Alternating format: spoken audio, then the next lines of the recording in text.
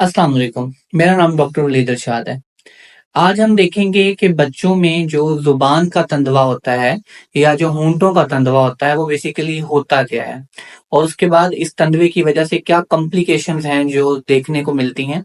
और हम इन कॉम्प्लिकेशन से कैसे अंदाज़ा लगा सकते हैं कि हमारे बच्चे को तंदवा है? और इस तंदवे का इलाज क्या है? इन तमाम चीज़ों को हम ब्रीफली आज डिस्कस करेंगे। देखिए, तंदुआ जो बेसिकली ज़ुबान का तंदुआ होता है, जैसे कि आप इस पिक्चर में देख रहे हैं कि जब आप अपने बच्चे का ज़ुबान को देखेंगे, तो वो ज़ुबान जो होती है वो टाई हुई होती है आपकी ओरल कैविटी के साथ। तो इसमें बेसिकली तंदुआ ये है कि जब आपके बच्चे की जो टंग है वो ओरल कैविटी के अंदर उसकी मूवमेंट रिस्ट्रिक्टेड हो जाए। इसी तरह इस पिक्चर में आप देख सकते हैं कि जैसे लिप्स का जो होंठों का तंदुआ होता है, उसमें भी बेसिकली यही होता है कि आपके जो लिप्स होते हैं वो आपकी नीचे टाई हुए होते हैं और उसकी जो लिप्स की मूवमेंट होती है वो बहुत रिस्ट्रिक्टेड होती है, जो नॉर्मली बच्चों से के मुकाबले में बहुत कम होती है। तो इसमें 3 कॉम्प्लिकेशंस होती हैं जो हमें देखने को मिलती हैं। सबसे पहले तो आपके बच्चे में फीडिंग मसाइल, मतलब दूध में आप वो बच्चे जिनको तंदुआ होता है, एक तो वो दूध बहुत ज्यादा स्लो पीते हैं। लाइक अगर एक बच्चा दूध 10 से 15 मिनट में पीता है, तो जिसको तंदुआ होगा वो ऑलमोस्ट 30 मिनट्स के अंदर वो दूध को खत्म करेगा।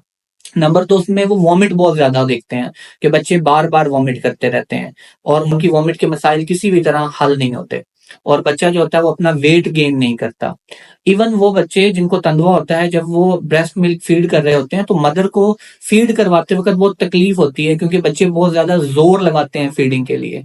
तो ये कुछ ऐसी चीजें हैं जिससे हमें अंदाजा होता है कि आपके बच्चे को तंदुआ है।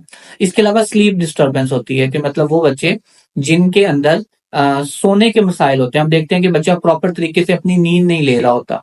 तो बच्चे मोस्टली पेरेंट्स कॉम्प्लिकेशन इस कंप्लेन के साथ आते हैं कि हमारा बच्चा जो है वो रात को प्रॉपर तरीके से, इवन दिन को भी वो अपनी नींद नहीं पूरी करता, बहुत कम नींद है उसकी। तो एक ये कॉम्प्लिकेशन हो सकती है। और तीसरी इसमें सबसे इंपॉर्टेंट होती है स्पीच, जो सबसे ज्यादा देखी जाती है। ज्यादातर लोगों को ये लगता है कि जिन बच्चों को तंदुआ होता है वो बोलते ही नहीं है, लेकिन ऐसा नहीं होता। ये आपकी जो लैंग्वेज होती है, आपकी जो बोलना होता है उसको नहीं रोकता, लेकिन जो बोलना होता है उसमें उसकी जो स्पीच होती है, बहुत से वर्ड्स वो प्रॉपर तरीके से बोल नहीं पाता। तो जिसको हम कहते हैं तोतलाहट होना। तो उस ये तंदुए वाले बच्चों में देखा जाता है कि ये चीजें, क्योंकि उनकी ओरल कैविटी में टंग की मूवमेंट रिस्ट्रिक्टेड होती है, तो वो प्रॉपर तरीके से वर्ड्स को बयान नहीं कर पाते, वो प्रॉपर वर्ड्स को बोल नहीं पाते। तो इसमें हमें बेसिकली करना ये होता है कि अगर आपके बच्चे में आपको लग रहा है कि तंदुआ है, तो फौरन अपने बच्चों के डॉक्टर के पास जाएं। तो आपका पेडियाट्रिशियन इसको एग्जामिन करेगा, या बच्चों का जो सर्जन होगा जिसे हम पेडियाट्रिक सर्जन कहते हैं, आप उसके पास जाएंगे तो वो इसको अच्छे तरीके से एग्जामिन करेगा। और इसका एक ही ट्रीटमेंट है, वो है सर्जरी। ये सर्जिकल एक बहुत छोटा सा प्रोसीजर होता है, जिसके साथ आपकी जो टंग टाई होती है उसको रिमूव कर दिया जाता है। और इससे आपके बच्चे की जो टंग की मूवमेंट होती है वो दोबारा बहाल हो जाती है। और आपका जो सर्जन होगा बच्चों का, वो इसको टाई को रिमूव करके आपको स्पीच, अगर आपके बच्चे में फिर भी कुछ बोलने के मसाइल आ रहे हैं, वो प्रॉपर तरीके से बोल नहीं पाता, तो वो स्पीच थेरेपिस्ट के पास आपको रेफर कर देगा, जहां पर आपका स्पीच थेरेपिस्ट जो होता है वो मुख्तलिफ किस्म की एक्सरसाइजेज के साथ आपके बच्चों में जो बोलना है उसको दोबारा से बहाल कर देगा। सो तंदुए का इलाज बहुत कॉमन, इजी है, आराम से इसका इलाज हो जाता है।